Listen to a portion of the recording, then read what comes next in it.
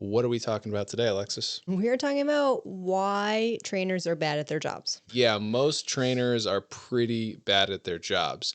Good news is a lot of trainers are not bad at their jobs, they're good at their jobs. And if you're watching or listening here right now, there's a good chance that a lot of these things will actually not apply to you. I think we have 7 things or 7 reasons in total why personal trainers are bad at their jobs. The first thing that we have is that the certifications just aren't that good. When you first got your NASM certification and got started working in the field, do you feel like that certification adequately prepared you to do the job of personal training? No. Right. And I think pretty much all of you watching or listening right now feel that way to some extent because unfortunately, it just doesn't do that great of a job at getting you ready to do the job. And that certainly doesn't apply to just NASM because NASM might actually be the best one. It's up for debate.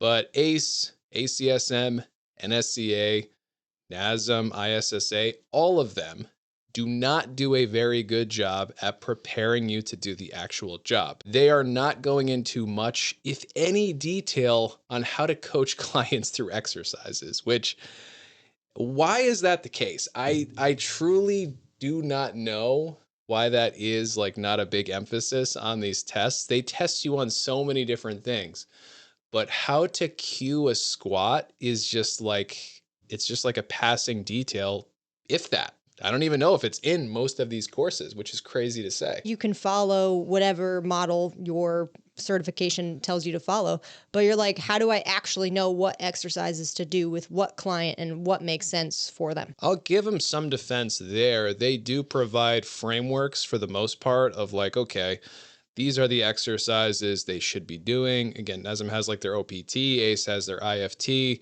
This is when you should be doing balance exercises. This is when you should be doing strength exercises. So they cover that a bit.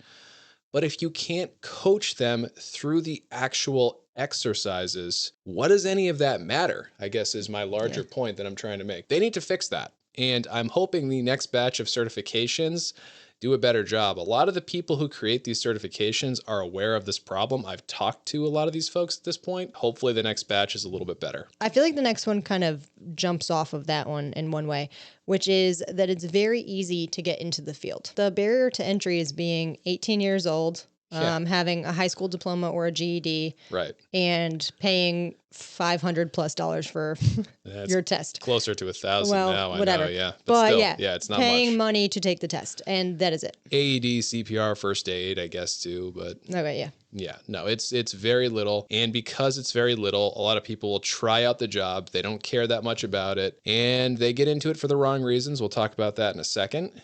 And yeah, it's just very easy to get started, and maybe that's not entirely a good thing, even though sometimes it is a positive thing. I'd say it could be a positive or a negative. It's a little bit of both, yeah. Trainers come in with false expectations. Yeah, for sure. This is one of the biggest problems. Maybe it is the biggest problem in our industry, but trainers come in expecting personal training to be something, and then it is something entirely different. What did you expect when you first got into the field? Did you expect personal training to be one way, and then it was different to your expectations? When I got into personal training, I feel like I actually didn't even understand what personal training really was. Well, exactly, yeah. So, yes, 100%. That's like, I didn't even, in my head, I had never worked with a personal trainer. I didn't know anything about personal trainers, right? Yeah. I didn't even know why people would hire a personal trainer.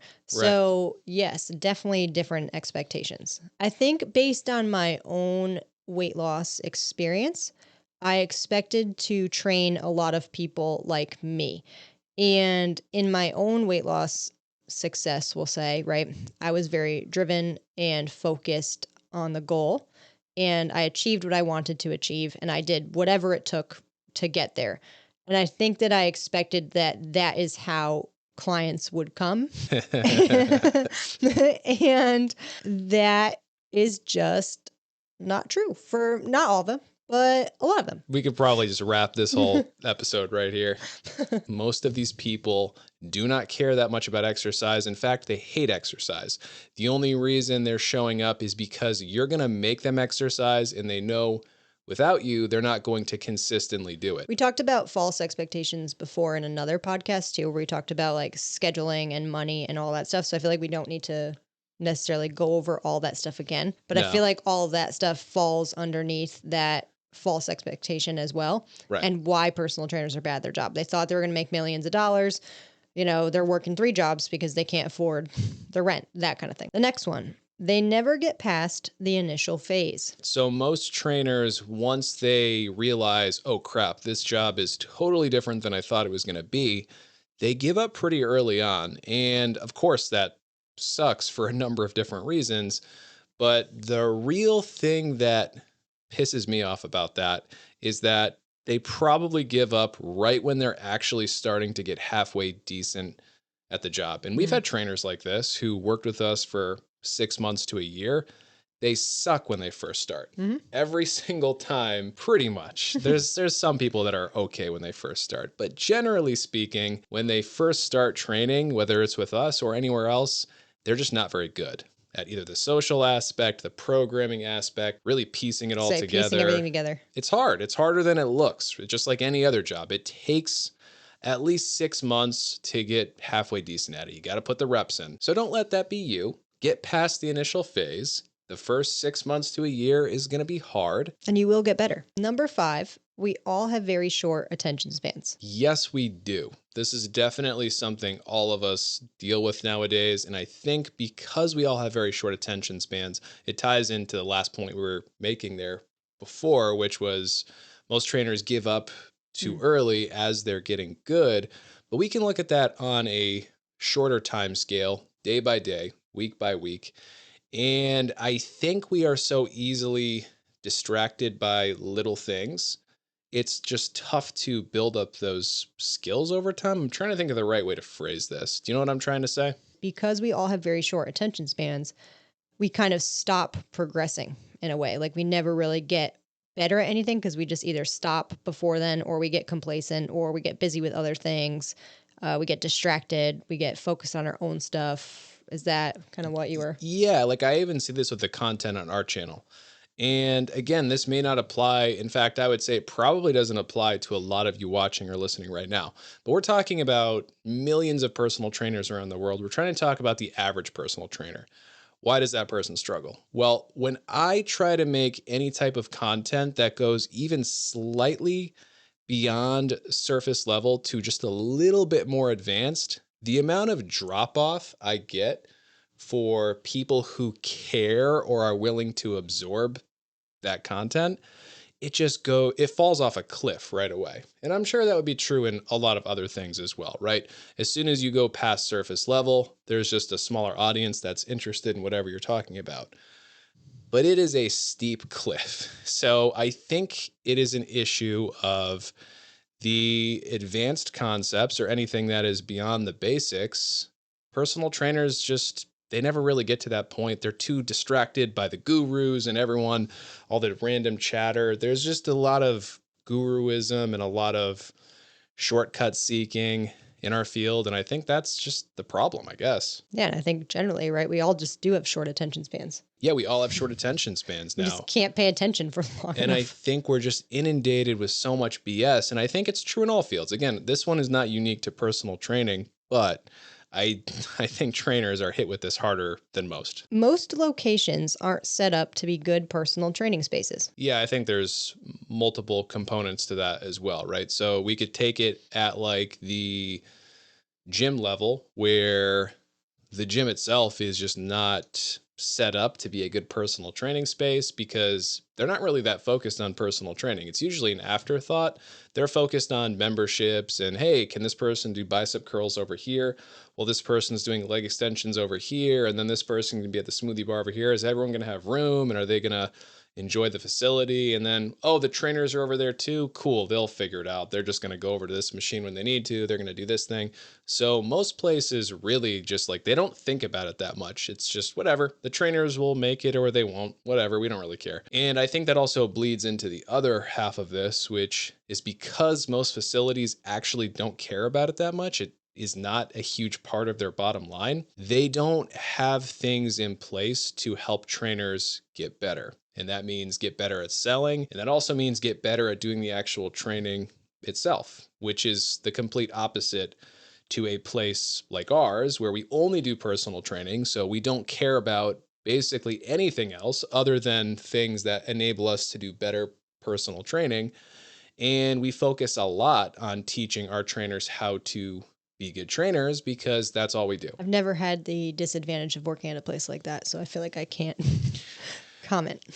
It's a disadvantage and an advantage at the same time. You can succeed in some of these gyms, you can kind of succeed anywhere. So I do think sometimes good trainers do end up coming out of these types of gyms. It's harder though. It's harder to get started. Yeah. And I do think that is part of the big problem. You got to think on your feet a little more. Yep. Our last one, which I would argue is sums it all up, I feel like.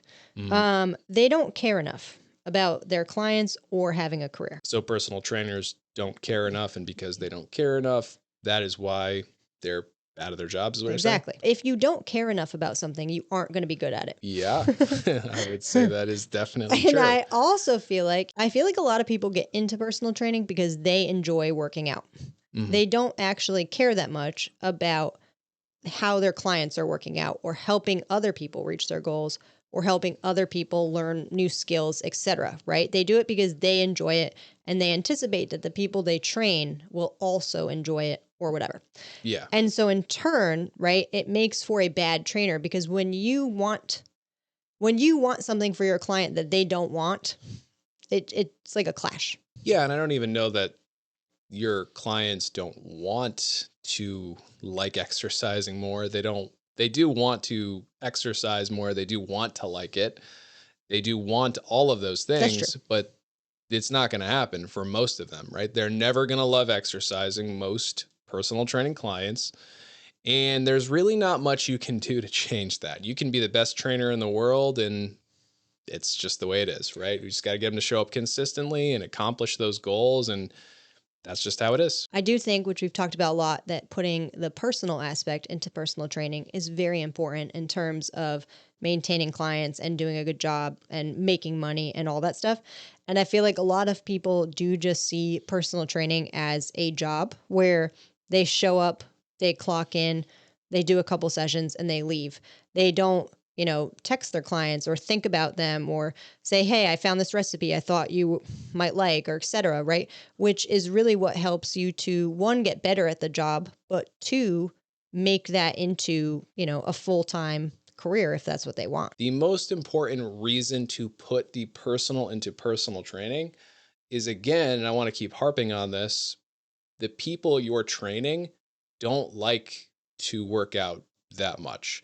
And because they don't like to work out that much, typically, not 100% of the time, because they mostly don't like to work out that much, that is why putting the personal into personal training is so important. They want someone to be there when they show up, to tell them what to do, to hand them their weights, to make sure the weight is the one that they need, right? They don't want to think about it at all. Yeah, and there's nothing wrong with that. It's, no, it's kind of nice. It's kind of nice. And I understand the appeal now more than ever, just being super busy with a million different things. I'm like, yeah, I kind of want that too. But it's just a different mindset and a different way of viewing exercise, everything that we do. Second to not caring enough, we mentioned the aspect of having a career. And we kind of talked about this, I feel like, in our interview podcasts last time, where some people just see personal training as like a temporary job or a starting point. They don't actually want to make it a career.